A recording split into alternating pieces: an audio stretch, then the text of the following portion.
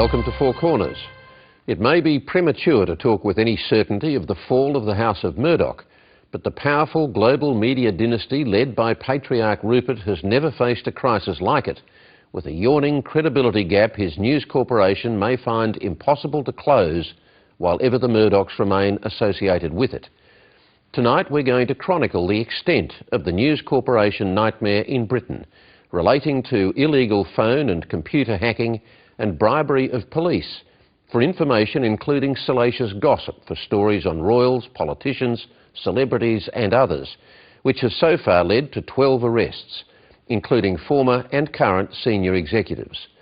With an army of 120 police now investigating the Murdoch Empire's activities in Britain, there is open conjecture that James Murdoch, son of Rupert and chairman and CEO of News International, may have a case to answer himself.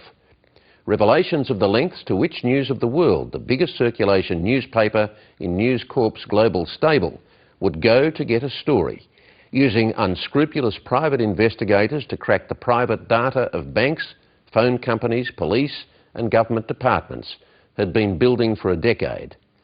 In piecing the picture together for tonight's program, Sarah Ferguson reveals just how ludicrous it was for News Corporation to claim, as it did for so long, that the illegal hacking within News of the World was the work of one rogue journalist and one rogue private investigator. She also tells of another, even more criminally unscrupulous private investigator and of corrupt practices that had become endemic in Fleet Street culture. Here now is Sarah Ferguson's story.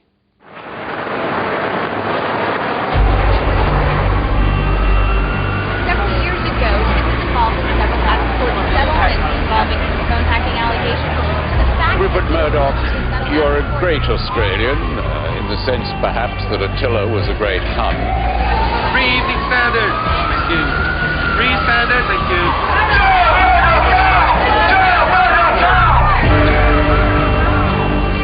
Throughout its millennial history, London has been the stage for great events. It's no stranger to the rise and fall of empires, nor to the rise and fall of powerful men. Today, the Houses of Parliament will be the courtroom to try a modern media giant and his teetering empire. It's the 19th of July 2011, and Australia's most famous expatriate, Rupert Murdoch, has truly become the news of the world. There is a kind of twilight of the gods atmosphere at the moment. Scotland Yard is falling, News Limited may crack. And now, of course, he's thinking about how do I save the company. It's actually well past the beginning of the end. I mean, what's happened here fundamentally is just a terrible loss of credibility. I think that News International and the Murdoch brand has been hugely damaged. I think it'd be very, very hard for them to recover from it.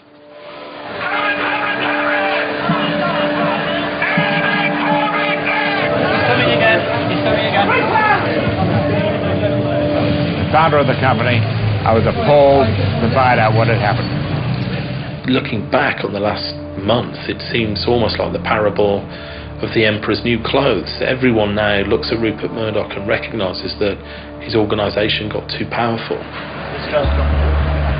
James is the one that's going to become most in the spotlight on this because several years ago he was involved in several court settlements. Murdoch, do you have anything you want to say with phone hacking? In the twilight of aging kings and potentates, the focus is always on their successors. Can they measure up to a father's brilliance or to his ruthlessness? Could we please remove people holding up notices? Today is a trial not only of the great man, but his anointed successor, the Americanized James. Mr. Chairman, thank you very much. And first of all, I would like to say as well just how sorry I am and how sorry we are to particularly the victims of illegal voicemail interceptions and to their families. As for my comments, Mr. Chairman, and my statement, which I believe was around the closure of the News of the World newspaper. Before you get to that, I would just like to say one sentence. This is the most humble day of my life. Thank you. the parliamentary hearing was very clear what was going on there. This was being run by lawyers, by litigators, and they were told, you know, this is not about clearing your name. This is not about making people feel better about you. This is not about arguing your case. This is about keeping you out of jail.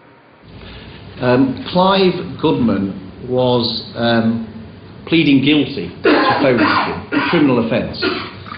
Did News International pay Clive Goodman's legal fees for his trial? I was not, I do want to be clear about the chronology, first of all. I do not have first-hand knowledge of those times.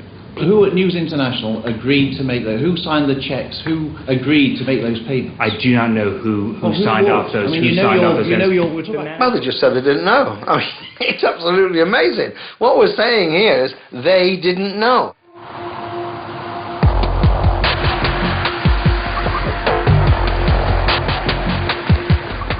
The tactic of avoiding questions, denying knowledge of criminal acts, and distancing management from the decisions that led to criminality had worked for a very long time. For more than 4 years, the Murdochs and their executives claimed that a rogue reporter, Clive Goodman, and a rogue private detective, Glenn Mulcair, were responsible for the entire scandal. If a rogue reporter decides to behave in that fashion, I'm not sure that there's an awful lot more I could have done. The single rogue reporter defence was one big, fat corporate lie, and we need to find the executives who prosecuted that argument. They may well have continued to get away with it were it not for this man, Guardian journalist Nick Davies. Davies revealed in July this year that as well as celebrities and politicians, the News of the World had hacked into the phone of a murdered schoolgirl, Millie Dowler, in the frantic days after the teenager went missing. Millie, darling, if you are watching or listening to this, Mum, Dad, Gemma, Granny, and all the family want you to know that we all love you and we really miss you, and we can't wait to have you back home with us. I sent an email to the editor saying I think this is the most powerful hacking story so far. But neither he nor I foresaw the scale of that impact. And it produced this kind of emotional tidal wave in the country that just knocked everybody over. And when they stood up again, nobody was willing to be on the News of the World side, but nobody. Now, murder victims, terrorist victims who've had their phones hacked is quite disgraceful. That is why the big corporations who were advertising in the News of the World started pulling out their advertising. MPs, I mean, in flocks, crossed the floor, so to speak, of the House of Commons, deserting the previous alliance to the Murdoch organisation and standing up and denouncing it. Many, many wholly innocent men, women and children who at the darkest hour found their private innermost feelings and their private tears bought and sold by News International for commercial gain. Former News of the World journalist Paul McMullen was one of the few reporters prepared to speak out publicly against the Murdochs and their executives. Rebecca Brooks, James Murdoch and Andy Coulson are saying, I have clean hands, it was the reporters, I didn't know what they were doing, I'm innocent, it was them, send them to jail, not me. Why don't you stand up and tell the truth and say, sometimes, you know, if you want to catch a politician with his trousers around his ankles, you've got to hack his phone. We did it, it's justified. Mr. Murdoch, do you accept that ultimately you are responsible for this whole fiasco? No. You're not responsible. Who is responsible? The people that I trusted to run it, and then maybe the people they trusted. Are you satisfied that the cash payments that were made by the News... But now the question for the Murdochs is how they could have remained so blind for so long to the scale of the criminal enterprise being run on their behalf. New crimes with new names, blagging, hacking, Trojans to break into computers and not just phones. Not the misconduct of a few rogues or a few freelancers, but I have to say law-breaking often on an industrial scale, at its worst dependent on links with the British criminal underworld. Those links between the Murdoch press and Britain's criminal underworld are now the subject of a widening police investigation. Here in the seedy streets of South London, police are trying to pin down where it all began. One of their key targets is Southern Investigations, a private detective agency started in the early 1980s by Jonathan Rees. Jonathan Rees is a career criminal. He was a private investigator who went to jail and was hired to work again for News International, having served that jail sentence. He mixed with detectives, like the company of detectives, and he also acted as a bailiff. Now, when you're a bailiff, you can have access to some records and data that aren't allowed to normal people. Rees started the agency in 1984. 3 years later, he was the chief suspect in the brutal murder of his business partner, Daniel Morgan. He'd been murdered with an axe, 5 blows to his head, the last of which I think must have been delivered when he was lying on the ground, because the axe was embedded to the hilt in his face. Daniel Morgan's brother, Alistair, came to the scene of the crime the day after the murder. Well, it was a sort of picture like this, you know, with I could tell that the cameraman was low down like that. Yep. And they took a picture of him, and I couldn't see his face or his head. It was just a man in a suit lying on the floor with a axe sticking up. Because the murder was committed in the Catford area, one of Jonathan Rees's closest police associates was part of the investigation. Rees, in particular, had contacts within Catford Police, particularly a sergeant there called Sid Fillery. Fillery was first on the scene at Southern Investigations. He initially failed to declare his relationship with Rees, and when he interviewed Alistair Morgan, he took no notes. 3 weeks later, Rees, Fillery and 4 other police officers were arrested in connection with inquiries into the murder, but they were never charged. Detective Sergeant Fillery quit the police force and took the murdered man's position at Southern Investigations as Jonathan Rees's partner. Together, they worked on an increasingly lucrative business, selling people's private information to the press. Author Graham McLagan has been writing about corruption in the Metropolitan Police for 20 years. This was during the Scotland Yard's anti-corruption campaign.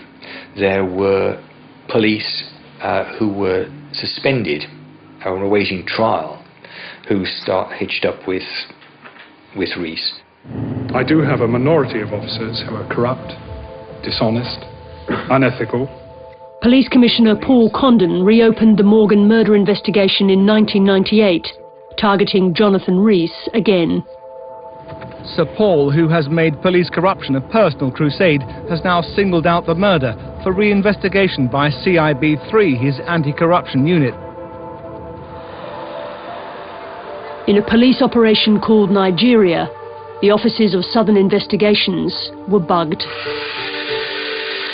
First of all, it was to get information about the murder, but the second reason was that the agency, with its connections with corrupt cops and the fact that there were stories appearing that were embarrassing to the Metropolitan Police.